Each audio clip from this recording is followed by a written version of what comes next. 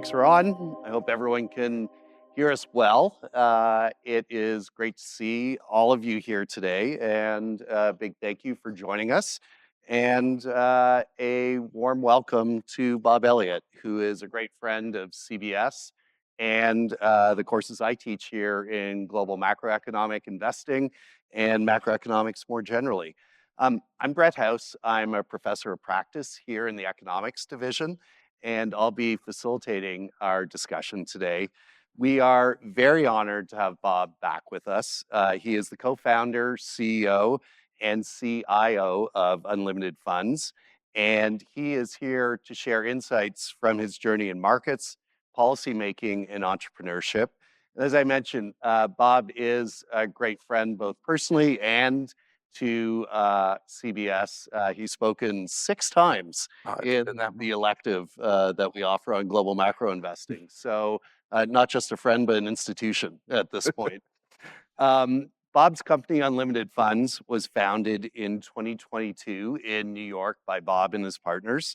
The firm is focused on using proprietary machine learning technologies and AI to create low-cost ETFs that track and replicate alternative investment strategies, and I think most compellingly, democratize access to these investment approaches for retail investors. Prior to founding Unlimited, Bob was deputy CIO at Bridgewater, where he created many strategies for the Pure Alpha Fund across a range of asset classes. And before that, he built and led Ray Dalio's personal investment research team for nearly a decade. He's the author of hundreds of Bridgewater's widely read daily observations, and he directly counseled some of the world's foremost policymakers and institutional investors on economic and financial issues. He's also advised and served as an executive at several other startups and was the co-founder of GiveWell, a charity evaluator that now allocates more than $500 million annually in contributions.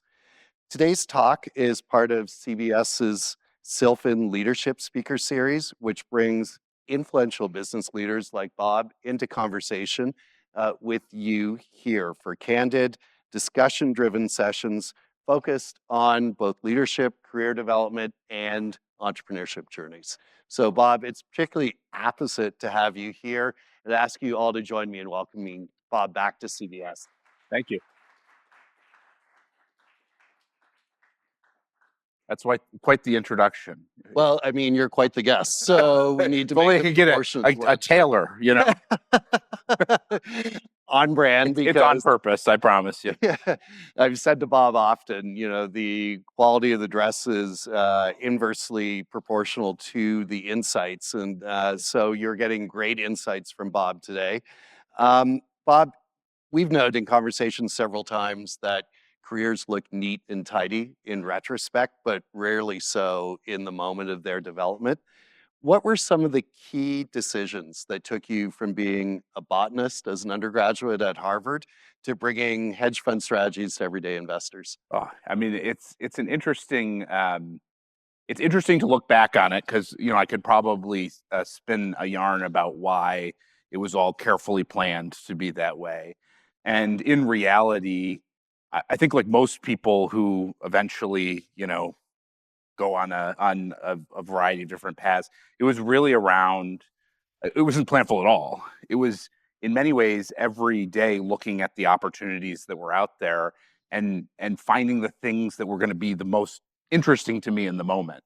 And I think I think there's sort of this arc that a lot of people have in their heads, which is like you go to a prestigious high school, and then you go to an Ivy League college and you study economics, and then you're an investment banker, and then you go to the buy side and you do you become an investor, and it's just like so linear. And none of the people, honestly, in this business who are interesting have ever followed that path, right? All of them have odd stories that have taken them various places. And so for me, I think my mind I've always been sort of into the sciences, and I mean, botany in some ways is a little bit of an area that I happen to get some National Science Foundation funding to do research on, and coming from a family that couldn't pay for camps and stuff like that. That's why I did that, because someone would cover it and it was interesting. But I quickly realized when I showed up to school that I wasn't going to be a research scientist. I got interested in public health issues back in the HIV and AIDS days, working at building a global or a national constituency to help improve and increase global HIV and AIDS funding to the global South, which got me into the public health world. Go into the public health world, you realize very swiftly that economics becomes a big driver of public health outcomes. And that sort of brought me to macro as a core area of interest. And I think I was quite dissatisfied in the educational institution experience about macro, and realized that in order to be great at macro, you have to be a practitioner, right? You have to actually understand and in many ways trade markets. And so that took me on a journey for many years, almost 15 years at Bridgewater, learning, basically developing a career around macro, and really macro and markets. I still to this day find very compelling because it's always interesting. Like you guys sitting in this seat again, if you think about sort of the narrow trajectory, like the worst thing about that is you kind of do the same. The last thing you want to do as a smart person is do the same thing every day. And that's the beautiful thing about macro and markets, is that you're constantly being challenged. Every day you wake up. I mean, I could think even like, what drove the bond market in the last week? Why did yields go down? I don't know. I'm wrestling with that question. Well, that means that I'm learning something every day, wrestling with it. And so that took me on a journey around macro and investing, and then sort of over time to some sort of unique perspectives on how to actually become not just another asset manager, but a great asset manager, uniquely great asset manager, which we'll get into in a little bit. But Mhm. and that's why I started Unlimited.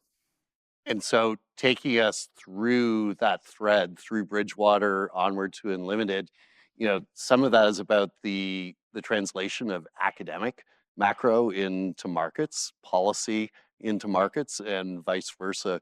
What were some of the big insights that came out of it for speaking about that intersection of markets, policy, and theory to business leaders, to investment leaders, and to policy leaders, particularly during the financial crisis back in 2007 and 8? Yeah, I think um, a lot of people in the finance industry are very siloed in what they explore, in terms of, they're the best tech analyst, or they know a lot about CRE, or they know about this and they know about that. I think one of the interesting things just about macro in general, and then also in engaging others when thinking from a macro perspective, is helping draw the connections between those things. And so I can remember back uh, before the sort of financial crisis became broad and well known, you had bank analysts looking over here and thinking about narrowly about bank earnings from a granular bottoms up perspective. You had people who were doing securitized product creation over here, who basically had only known a boom market in housing. You had many equity investors that didn't know anything about housing really as a driver. They were just plowing away doing their specific sector or field. And so part of the why uh, the old adage is everything is macro, is bringing together those different perspectives. And I think part of what I was sort of fortunate to have to be in that seat, was to be able to bring that macro perspective, which is a historical perspective, as well as a broad perspective, and see how those things fit together. And at the time, in terms of the financial crisis, there weren't a lot of people saying, well, look, if I look at what's happening to the securities that I see over here, and what's happening to the macro economy, and what's happening to the banks, if you put that all together, we're going to have trillions of dollars of losses. But with some work, I was able to do that, and became a helpful voice across many different policymakers along the way. Mhm. And that opportunity to be a voice for integration, for change, for insight, through that time at Bridgewater and onward must be informing how you thought about building key principles into Unlimited. And what are some of those insights that you're carrying on now, where you're creating the shop, you're creating the platform, and you're setting the culture? Yeah, I think for me, if I think about sort of the arc of my time in the finance industry, both at Bridgewater and then after I left Bridgewater, I ran a $125 million venture fund that used systematic approaches to invest in early stage consumer. And you sort of say I've done my tour of duty through the 2 and 20 business. Now, the 2 and 20 business is a pretty good business if you can do it. Just recognize that this beautiful room, this beautiful building, all of these chairs, and the programming that you receive is a function of the 2 and 20 industry, right? So look, if you can do it, it's wildly successful and be successful. It's a beautiful thing. I think the problem is the chairs you're sitting in, the room that you're in, it's all on the back of clients who have paid extraordinary fees to those managers, right? Think about that. And so through my time at Bridgewater in the venture space, I sort of realized that there were sort of two key things that every 2 and 20 manager recognized, but would never say out loud. The first is that they were no better than their institutional peers.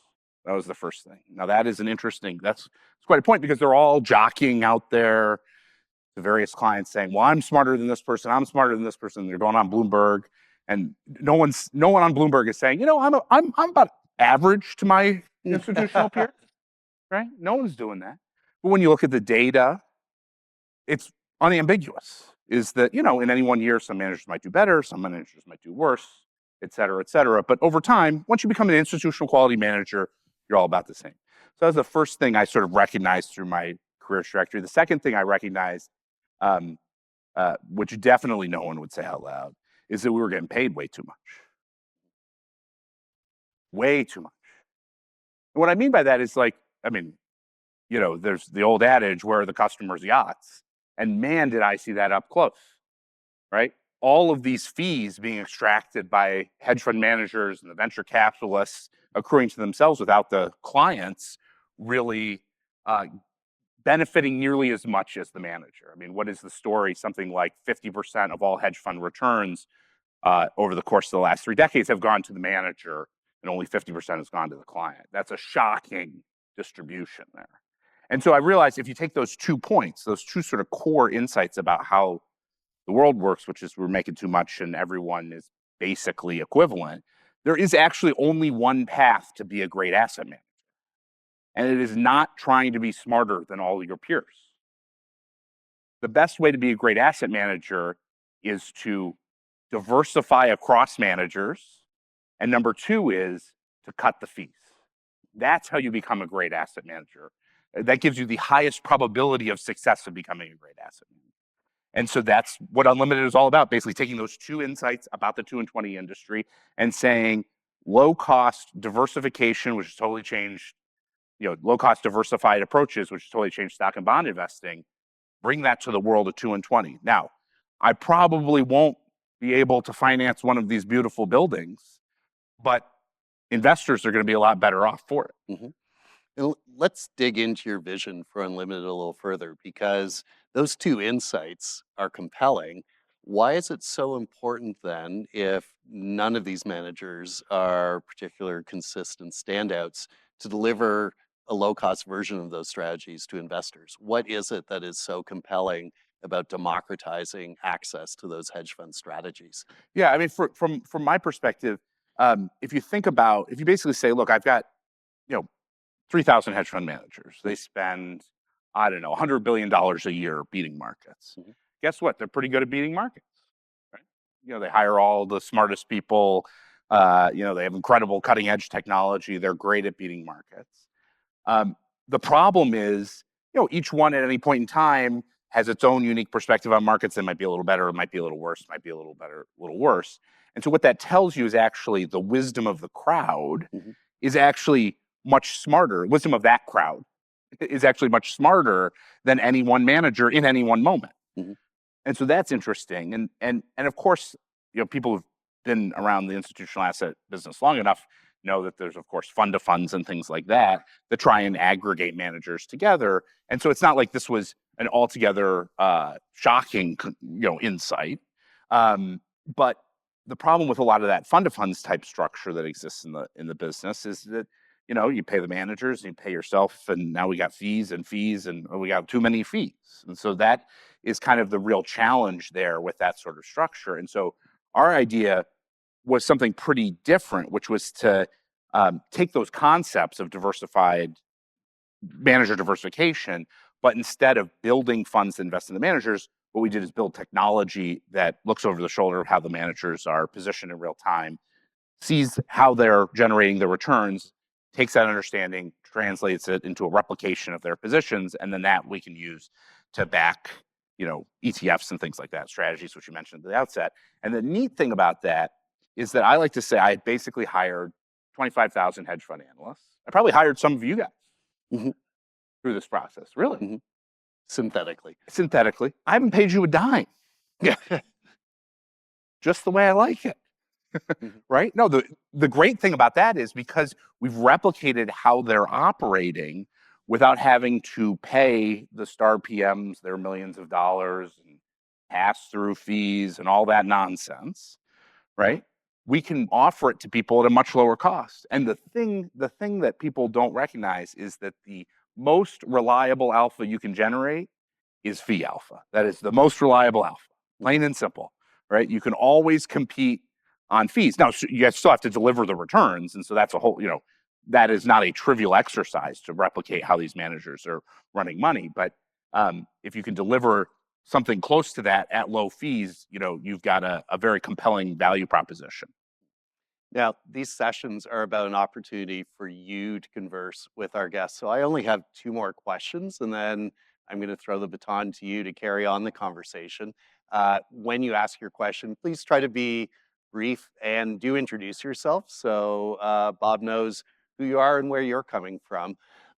Before we throw it to the crowd, can you talk a bit more about the nuts and bolts of how that replication process works? Yeah, I mean, replication for the real nerds out there, replication has been a concept that has existed for a long time.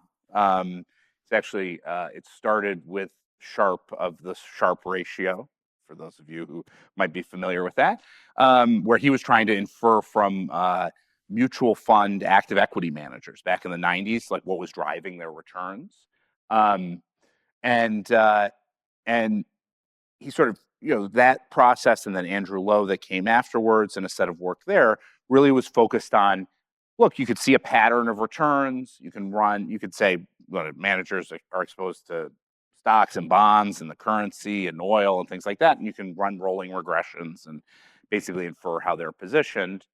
The trouble with that, from a lot of perspectives, is a rolling regression is by its nature a backward-looking thing, and particularly as you get to more unconstrained sets of positioning, like macro manager could be long or short, basically everything under the sun, right? Like, how do you solve for that with a rolling regression without being too backward-looking? And so that, in a lot of ways, we like to say we sort of brought the third generation of replication to the market, which is applying some more cutting edge machine learning approaches, really creating what you kind of think about, again, for the nerds out there, which I say with great affection. To be clear, I'm a nerd, so that is not a diss by any stretch. We use a Bayesian model. You think about it like a sophisticated Monte Carlo simulation, where we look at how managers are performing. We understand, let's say macro managers, a set of 20 or 30 assets that they could plausibly be exposed to describe most of their risk taking, and then solve for what portfolio describes the returns that we're seeing in real time. And the sort of core insight is that managers who are running money of any meaningful size, their positioning is continuous. Um, and what I mean by that is that you can't go long stocks one day and short stocks the next. Like if you're Bridgewater, you don't go long stocks one day and short stocks the next, because you take too many transactions costs. You simply can't do it. And then you start to think about hundreds of managers and sort of the wisdom of that crowd, and that evolves over periods of time. And that's a really important insight, because what it allows you to see is that the positioning is continuous, so it's path dependent. And so you kind of have this ability to say, well, if I look at today's outcome, it's a function of today's positions. Today's positions are a function of yesterday's positions. I can see that through yesterday's returns. I can look at the day before positions, which are adjacent, and I can see, the positions there through that day's returns. And so you can sort of create a sophisticated Bayesian inference of what is the likely portfolios that are describing the returns at each one of those different days. And so that's basically what we're doing, which allows us to basically solve for today's portfolio, meaning the positions that managers are holding today in the context of those previous portfolios, but we don't have to average them in the way you would with a traditional regression. And that's cool because it basically allows us to pick up the tactical alpha positioning in a way that basically no other replication approach has been able to do yet. And then is there a forward-looking piece based on your models where you anticipate where they're going? We don't, and we actually studied this in great detail. And this is basically, is there positioning trend, right? These are the sorts of things, if you're a systematic manager, you're sort of constantly wrestling with, that's an intuition. Let's just say that's an intuition. Is there positioning trend as an intuition? And the reality is that the forward-looking positioning looks more stochastic. It looks, somewhat random in terms of in one day they might be cutting their position to a set of views, or they might be increasing their position based upon whatever the conditions are at the time. And so we don't see the ability to reliably predict how managers are positioning.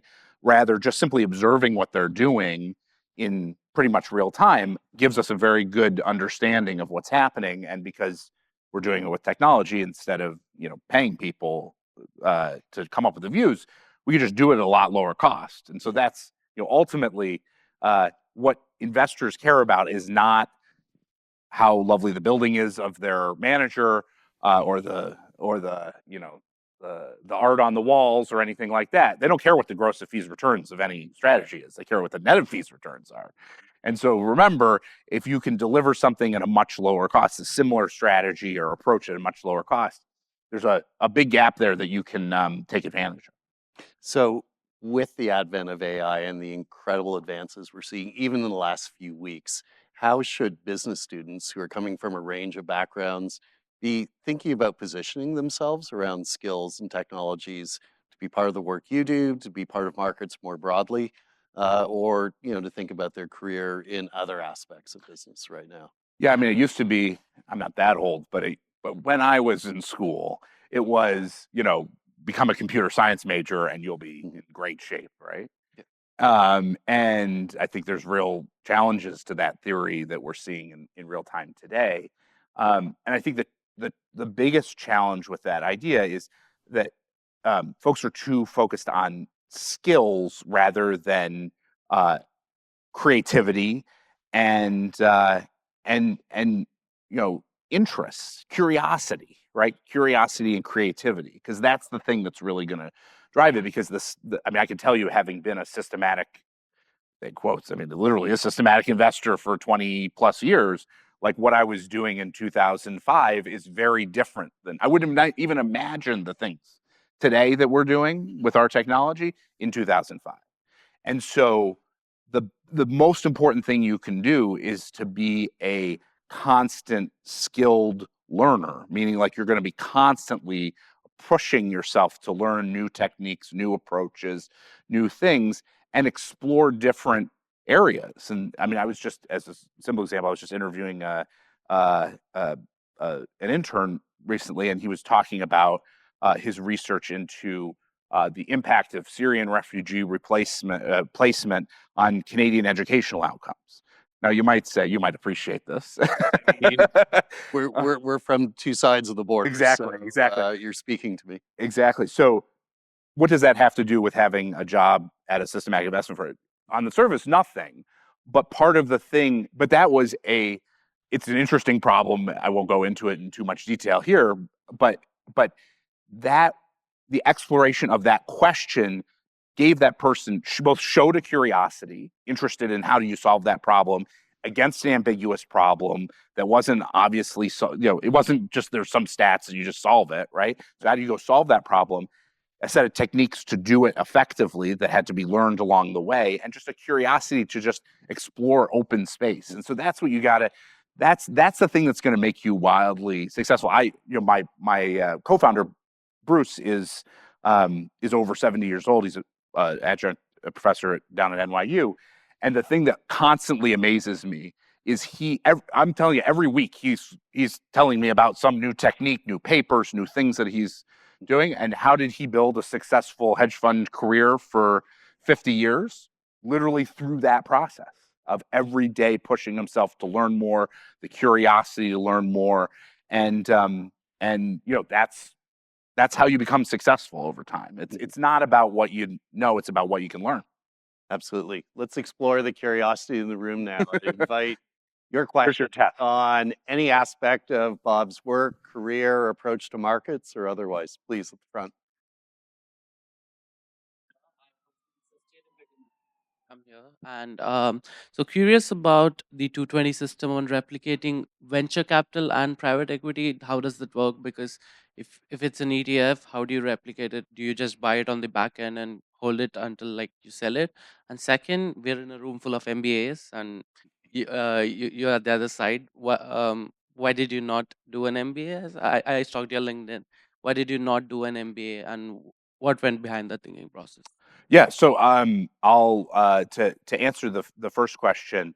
A lot of what we just talked about was around hedge fund approaches, and part of what we're building at Unlimited is this idea of diversified, low cost access to the whole 2 and 20 suite. So things like venture capital and private equity, and in those approaches, we're doing something a little different. The same idea of a systematic approach, but instead of systematically sort of replicating positions, what we've done is we've built a systematic approach to selecting uh, uh, which venture-backed companies to invest in, and that is a very powerful thing. Anyone here work in the venture space and things like that? Okay, so I, I having spent my time in the in the public markets, and then went and basically built a systematic venture approach in early stage consumer.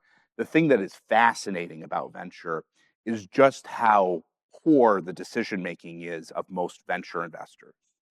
Um, and this is not to upset anyone who's in that business, but when you think about the rigor that comes with public markets relative to the lack of rigor that exists in the venture space, like I was in early stage consumer, the way decisions were typically done is someone would eat the cookie and say, do they like it or not? And that is idiotic, right? If you just simply take relatively straightforward, publicly available data, and let's just say you take all the companies on Crunchbase and you just put them into different cohorts, right? Into different quartiles based upon publicly available information, you will create and invest in the companies that are at the top and don't invest in the companies at the bottom. You will create a top quartile venture fund just through that process. And I'm telling you, like the dumbest stuff, like are they hiring more people or not? Right? Invest in the ones that are hiring people because they're probably growing. I know that sounds like a very simple thing, but I mean, if you think about the power of systemization that exists in public markets and how it's revolutionized public markets relative to where we were 50 years ago, there's a whole revolution that will exist in the private markets that will radically reshape it. We're right on the cutting edge, having created these decision criteria that can identify high potential venture-backed company investments, and now it's really about how do you actually execute on that, which source it, which is not a trivial thing, but we've got a good path to do that. And how do you package it in a way that's investor friendly, low cost investor friendly? And that's where we're working on an idea of an exchange listed closed end product that can give immediate liquidity, low fees, and the sort of transparency that doesn't exist in the venture space. So that's on that. On why I didn't do an MBA, Bridgewater wouldn't let me. Mhm. and that's the honest to God truth, is that it was just not part of the path. Um, and and in some ways I regret that, mostly because I think the thing that uh, hopefully you appreciate is the people that you're here with you're creating a set of critical social networks that will be incredibly valuable over time. And you don't really know when those will be valuable, when you'll bump into someone, when you'll have an idea, when you know, knock into each other or see something that someone's doing and get excited about it. Like, you don't really know when that's going to happen, but it will happen. And that in and of itself will be very, very valuable to you over time. And so you should, of course, pay close attention to your professors and your classes and take them seriously, because there is a lot to learn, particularly in Brett's class. There's a lot to learn, but you know, uh, building those connections and that sort of burstiness of intellectual vibrancy that can exist in an MBA community is very important, because these are folks you're going to work with for decades to come, and that's very, very, you're very lucky to have that network for sure. I love that we coined the term burstiness here. So some more bursting. So, uh, thank you for being here. I guess sort of a two-part question. Oh, thank you. One is, how do you think about how you set your fees and that alpha that you can maintain for your own company? And then also, sort of more broadly, if a lot of what has happened that enables your strategy and this shift in the market is increased transparency of information and public access to information, how do you maintain that moat or any moat in an increasingly visible world? Yeah. So on fees, there's a reason why I use the words 2 and 20 all the time. It's not thoughtless. It's not careless. It's because it creates an explicit anchoring that's in people's minds. And so if you look in the hedge fund business, 2 and 20 fees are, give or take 400 basis points of annualized fees. And so the idea of coming to market with something that's 1/4 of that is, we think that's a very, very compelling value proposition. That's basically how we set it. And I have a vision to get that down to 49 basis points, which, our backers may or may not like. But I can tell you this, having, part of it was also, we should put something out in the market and see if people complain about it, to be honest with you. And having done literally probably, 1,000 meetings with advisors, it's come up one time, our fee. Why? Because we think we show our compelling value proposition relative to 2 and 20. And then our 2X products are actually even, half the cost of that. So that's how we go through how we went through the pricing. And I should also say, at that pricing, it's an incredible business to run, because our operational expenses are 15 basis points and we're collecting 95 basis points of management fees. I mean, that is, and we've got 6 people, and essentially, and a lot of, and efficient compute, and we can run that at incredible scale, right? These are the sorts of things you actually have to think about. Like, it's easy to think about, how do I become the best asset manager, right? Let me go find or hire all the people I could possibly hire, right? There's some big stories in the press about some multi-managers who are like, we're going to spend, billions of dollars hiring every person we can who might be smart.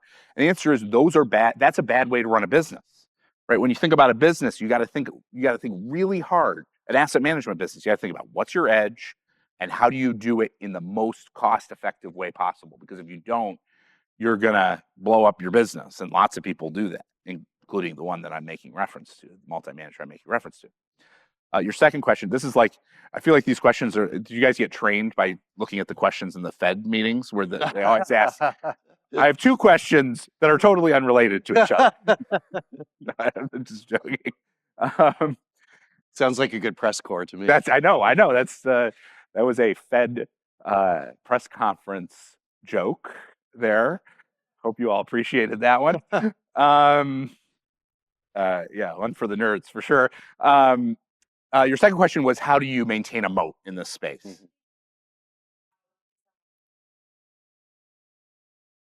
Yeah, it's a great question, and it's one of the things that I think it's very part of. Again, it's when you're thinking about running a business, in particular thinking about running a startup business where there are huge entrenched institutional interests. you have to think about standing there as the David staring at the Goliath. Where's your edge? And so for us, when I think about it, the industry is really bifurcated. The people who have all the incentives to do low cost diversification strategies, low cost strategies, they're basically Vanguard. And remember, Vanguard is a mutual and is not an economic player, right? So if you go down that path, you try and index stocks and bonds better than Vanguard, you're going to lose. The problem with Vanguard is that no one who works there has actually run hedge fund money. So when they've tried to do this sort of work, they don't have the skills and abilities to do it, because why would you go to Vanguard if you could run 2 and 20 money? Now we go over here to the 2 and 20 set, and I said, okay, we've got a bunch of people who have the skills and abilities to do this. And the question is, why wouldn't they just build the business that I'm building? And the answer is, why on earth would you ever run a 95 basis point ETF when you can charge 2 and 20? Right? It totally undermines your whole process. Not to mention, the entire industry is built on a bunch of people pitching on Bloomberg and CNBC, et cetera, about why they're smarter than everyone else. Right? And so it's totally antithetical to the entire culture of how they think about asset management, because they're thinking about, how do I prove I'm smarter than every other person in the room? And so we're a bit of odd ducks, because Bruce and I, between the two of us, we have decades and decades of experience in the hedge fund business. We've proven ourselves. I don't have to prove to people that I can make money in markets. That's fine. That's past us. So we've got the skills, but we also have the incentives to basically say, but what we see is a whole different world that we can apply these skills to build a whole different business that can radically challenge the industry. So we have the 2 and 20 skills with the incentive alignment of the Vanguards to be able to build a business that is quite compelling from an economic perspective, and it basically can only be built by an outsider, a small group of outsiders who are challenging the industry. And so that's what we're doing. Christoph. Question is still slightly confused functionally, in that if you charge lower fees and you democratize access to these mispriced assets and you start pumping volume into them, don't the prices reset such that you basically get what you pay for? Gotcha. So I think there's two questions there, which is, if you think about what's going on in the industry, there's a hedge fund industry that has $5 trillion of assets, right? That's what we're piggybacking. That's the elephant. We're the fly, that's the elephant. And so part of the heart of your question is, well, if the wisdom of the crowd is pushing assets in all these different ways, how come they don't just push the prices in a way that deteriorates the alpha, right? And then, of course, empirically, we can see through time hedge funds have alpha, right? And so how do you reconcile those 2 points? And I think that's actually like a really interesting question about how do you think about the asset management, active asset management in general. And the way I think about that is, in any market, there's a bunch of actors who are, let's call it, economically motivated, and a bunch of actors who are not necessarily economically motivated in what they're doing. And my background is really sort of in the currency space as a sort of area of focus. And I love currencies because it really highlights this alpha seeking versus or this economically sensitive versus non-economically sensitive. If you want to go to Paris and you want to take your girlfriend there to get engaged under the Eiffel Tower, there is only one Paris, right? So you are going to fly there, and you're going to do it there. And there, the euro's price be damned, right? Now think about that. You're transacting in a way where you don't care what the currency is. And there's lots of people who do that in all sorts of different ways, right? In all sorts of different ways, why they're buying goods and services and financial assets and all sorts of things, and they're transacting not sensitive to the currency price. They're leaking alpha. If you can understand why they're doing what they're doing, then you can understand, then you can trade ahead of them and generate alpha. In currencies in particular, there's even more extreme versions where central banks, not to get too much into the weeds of it, but central banks who are intervening in currency markets are typically trying to push the currency away from what the value would be otherwise. Their literal jobs are to give money away. When Soros broke the Bank of England was engaged in activity that was literally giving money away to the market, right? And you trade on the other side of that, you generate alpha. And so in a lot of ways, you can think about that's the alpha pool that hedge fund managers are taking, is they're going around and they're saying, all you people who are acting in an irrational way, all you people who are, mechanically investing your 401ks every 2 weeks, right? That is a non-economic transaction. My 401k invests, I have no, it doesn't matter what the price is tomorrow, right? I'm engaged in all sorts of non-economic transactions, just like that. So they're going around and basically taking a rent from all those people. And that's how they generate alpha over time. My point about that is the pool does a really good job. Any one manager does a little bit better in times, a little bit worse, et cetera, et cetera. So you're better off holding all the managers. And then from our perspective, what we're doing is we're just piggybacking on them. We have $5 trillion of assets. What are we doing? Look, we could be $10 billion of assets and be wildly successful and no one would know the difference, right? The industry could operate as a whole. All those people could extract all those rents. They could charge all those fees. They could be fabulously wealthy. They could build the next big building over there, here on the Columbia campus, no problem. And we will have still built a radically successful business. So, Peter. Hi, Bob. Thanks for being here. This is Peter, second year financial economic masters. And I have a question more about AI and Gen AI. Like in current era of Gen AI and agent, we can leverage those kind of agent technology to satisfy our interests, our curiosity, like building some applications, building some trading strategies, and do research. Just curious, like what's your approach to leveraging those tools to scale up your business, your like day-to-day interest? Well, I think one of the things that is challenging in this in sort of environment where you have incredibly powerful tools that that basically can easily bring all of the knowledge of humanity to your fingertips, is that they are very good at helping develop foundational understanding, and they are very bad at helping people develop non-consensus ideas. I think it's a really important tension to think about because both are super valuable. Like I think about it like when I was starting out, I remember distinctly Bridgewater had sort of first year intro class, which went on for a year, where they took botanists and made them learn something about markets. And there were some people who knew something about markets and macro before me. And we got to bonds, and they were like, "Okay, so how do you price a bond?" And I was like, "I'm sorry, what?" I was like, "Excuse me? I have no idea." and I was like, "Well, I need to learn how to price a bond to hang," right? So what I do, I ran out and bought Bodie, and Marcus textbook, and I went through their practice questions and learned how to price a bond. You could think about the world as just a better text. You can think about this new world as just a better textbook, better than Bodie, and Marcus, right? That is incredibly powerful because I wouldn't be where I am today had I not learned how to price a bond. But knowing how to do that is not, it's necessary but insufficient to generate non-consensus thoughts about markets, business, economies, et cetera. And so part of what you have to do in this environment, it's a thing that in anytime you're trying to generate alpha, you have to be non-consensus. I have a Substack called Non-Consensus. And the reason why I title it that is literally to force me every day to look at myself and say, is what I'm thinking non-consensus or consensus?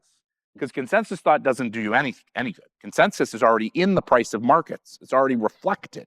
We all know what's consensus, right? To generate alpha, to build unique businesses, to do all these other things, you have to be non-consensus. And so the key is to not let those tools constrain you, not to follow them to just be part of the consensus mob, but to leverage them to build non-consensus thinking. That's the key differentiator, essentially. It's just, we just have a much better textbook today. That's what I'd say. Please, the front. Thank you, Bob. I think really insightful and always a great opportunity to learn. Really inspiring curiosity since Thank the you. time that I last met you from Brett's class. I would like to understand a little further about how your machine works. Given that I'm a sort of a nerd and I just want to dig down a little Good. further on a rabbit hole, and the aspect that where to get those data? Are they publicly accessible? Or more specifically, I want to understand what are some of the compromises you had to make you for making it a system structured in a way that you're looking over the shoulders of others, not on the very front seat. So I was wondering, what are the compromises you had to make that you had not really had to find an alternative ways to solve rather than just like going directly to find a ways that you would have hoped to ideally and idiomatically to enable the machine in a way that you were operating it? Yeah, no, I think that's an important question because there are lots of practical elements when you're building a business. There's lots of practical trade-offs you have to make, and not just building a business, building a systematic approach to anything. There's lots of practical trade-offs you have to make, and particularly when we were starting out, Bruce and I, it was like Bruce and I in a WeWork with a budget of 0, right?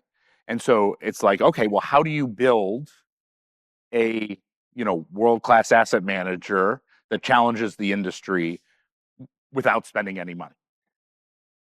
That's the and so some people will sit here and go, I'm sorry, what? Other people will be like, ooh, that's a challenge, right? If you're like, that sounds like a cool challenge, you're the entrepreneur, right? Because only fools step into that sort of activity who like the challenge. And so necessarily you have to make trade-offs when you're in that situation.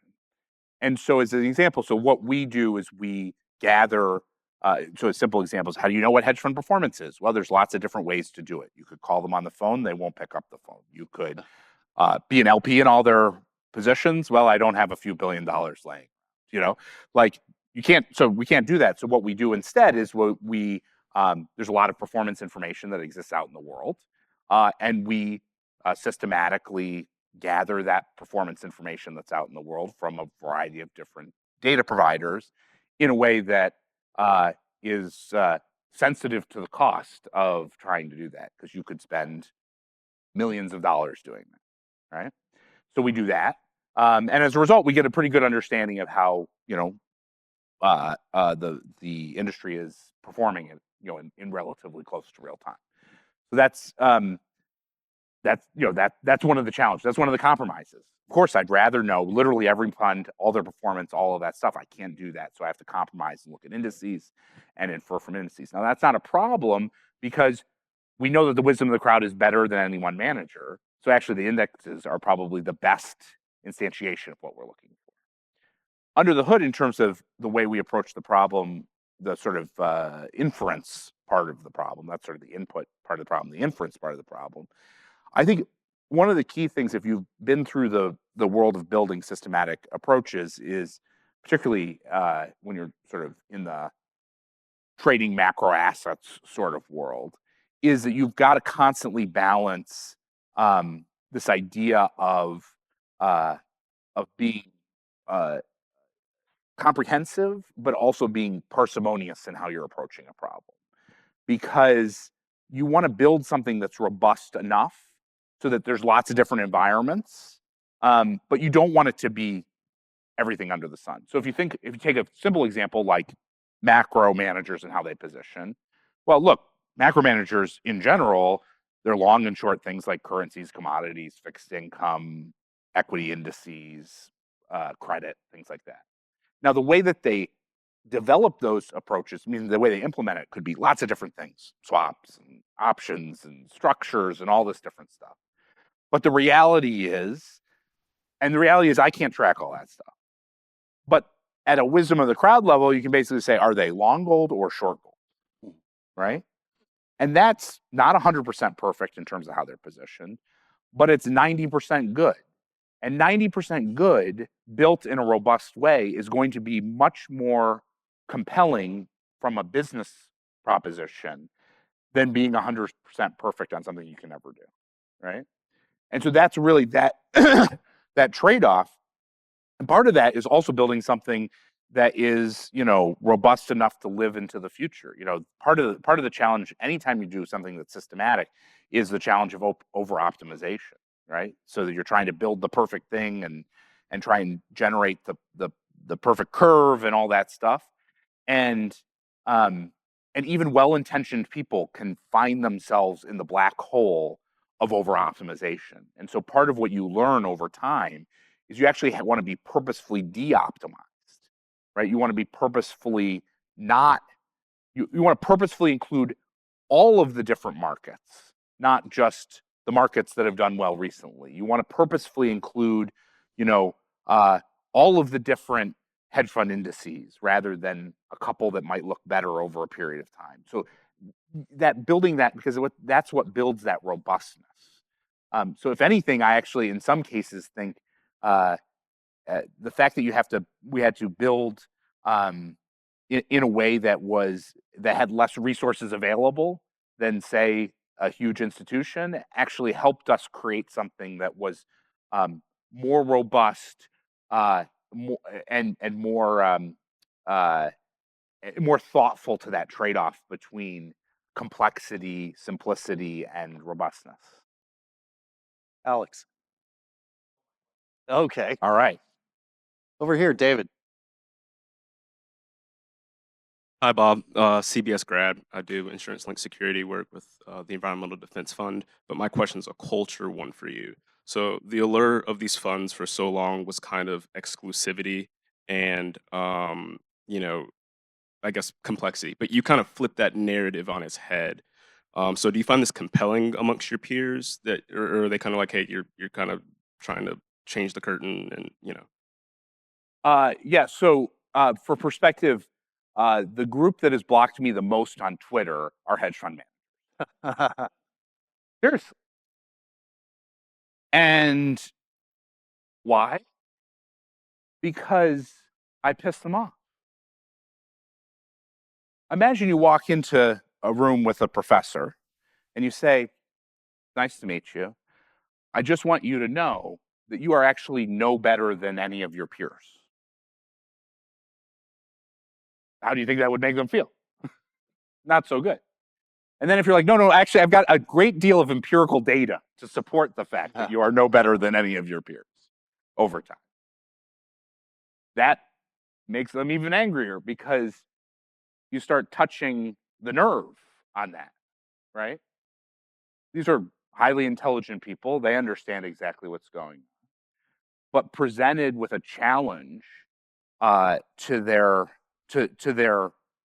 ego, their positioning, they become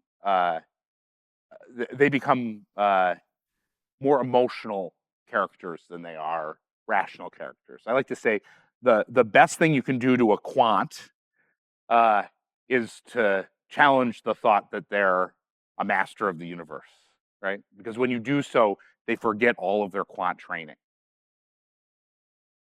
I did it to Cliff Asness. He forgot all of his quant training in response, right? And that's fine. So the thing from my side is, in order to be the David to the Goliath, you have to be cool with being an agitator.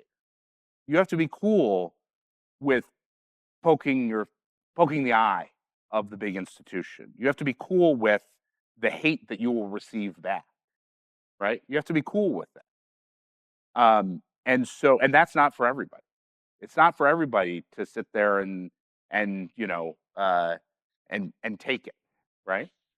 You also have to be cool in response to it, because part of the whole process of being a challenger, the way you differentiate yourself, is by not saying, I've no personal animus to any hedge fund manager.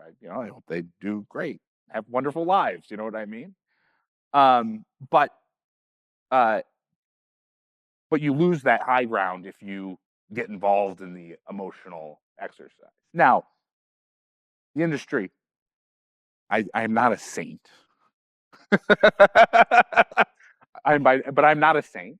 And there are certain things that really do get me going. And in particular, it's when I see people ripping other people off.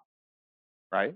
And so, yeah, so maybe sometimes I get a little hot headed about people knowing that they're fleecing their clients. Right. It's one thing to faithfully be like, I'm a great, I'm a good asset manager, which most people are at the institutional space, and I'm trying my best and I'm charging market rates and I'm trying to deliver the returns. It's a whole other thing to see a person who knows that they are doing the wrong thing to their clients. But that's part of the thing. If you're going to be a challenger, there's going to be a lot of people bringing the hate, and you have to really, you have to accept that as a role. And it's not necessarily any one day. It can be a little challenging. Just ask my wife. Well, Bob, we could carry this conversation on for ages. I think it is always incredibly compelling to speak with you, to hear your insights, to today, particularly learn about the journey from Goliath to David and how Goliath and David are continuing to interact and what it takes to remain in that role to keep fighting another day. Please join me in thanking Bob for coming in today.